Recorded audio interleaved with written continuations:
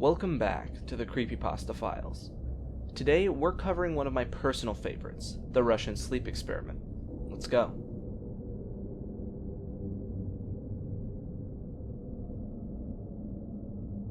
The premise of the story is that in the late 1940s, the Russian government tested a secret gas that would supposedly keep their subjects awake for 30 days on prisoners. The experiment lasted 15 days, and a lot of creepy stuff happened in between.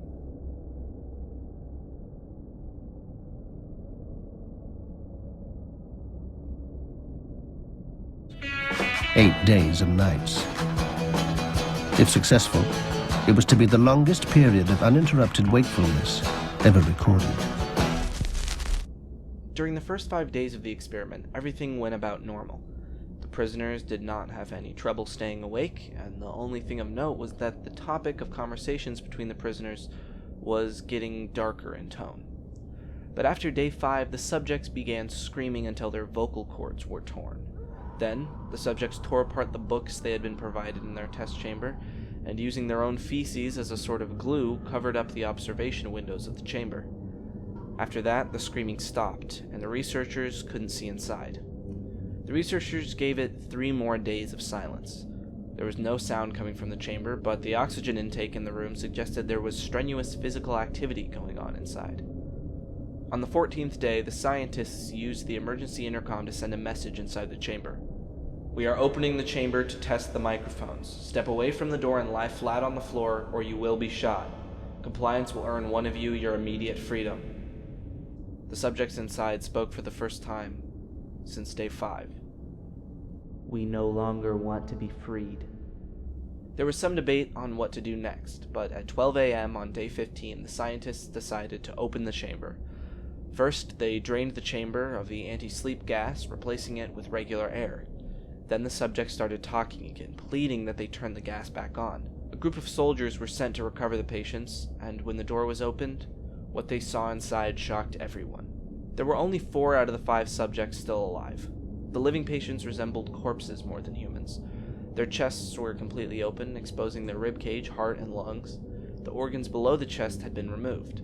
The digestive tract was still functioning, digesting what appeared to be their own flesh. Many of the soldiers who were sent in to retrieve the subjects refused to return. The patients still screamed for the gas to be turned on again and to be sealed in the chamber again. When the subjects were finally removed, it didn't go well. The patients were somehow able to nearly fight off the soldiers, even in their weakened state.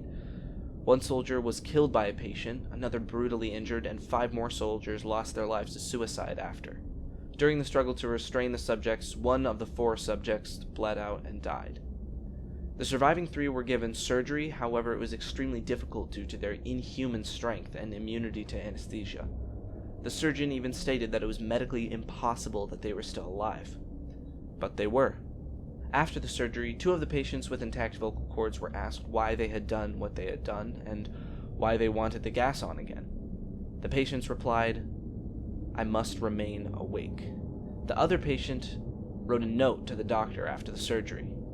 It was simple, just 2 words: keep cutting.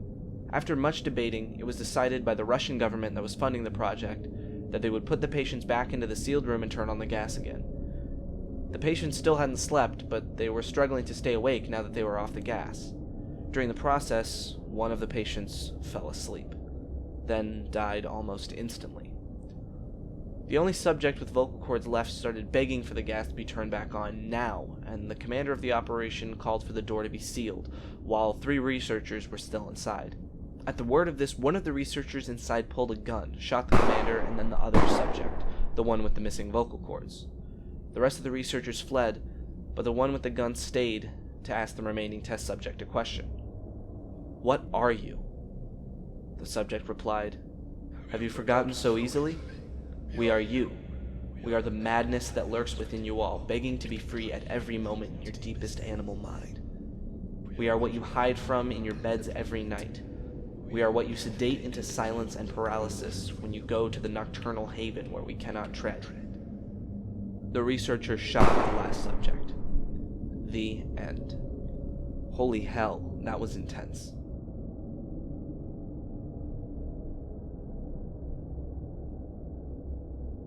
So, what happened to these subjects? Why did they go crazy? How did they survive? How did they become so strong? Well, let me give you this as a theory. They unlocked 100% of their brains. I know, it sounds a little bit ridiculous, but it kinda makes sense. No one ever said that unlocking your brain's full potential was pretty or even a good thing. That's just how we've portrayed it in movies. Let me go in depth.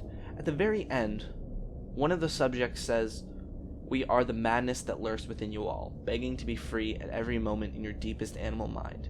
We are what you sedate into silence and paralysis when you go to the nocturnal haven where we cannot tread. There is some part of us that we cannot access because we sleep. We give our brains rest and time to process. But with that inhibited, the subject's brains were able to work 24/7, and that led them to unlocking this part of consciousness.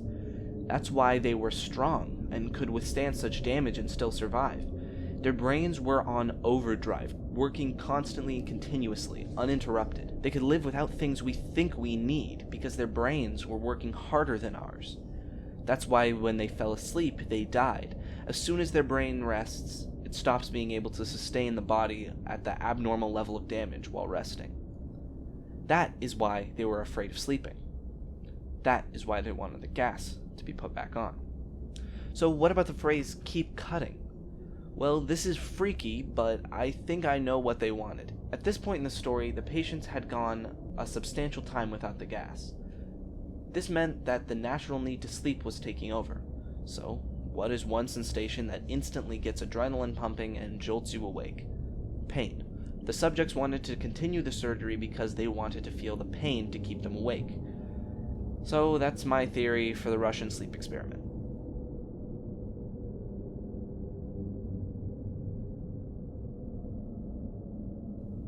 I hope you enjoyed this episode of the Creepypasta Files. I think this is the most confident I've been in a theory so far, so if you have a different idea, a story I should cover next, or just something you want to say, leave it in the comments. The best comment will be pinned. See you all next time. Take me by the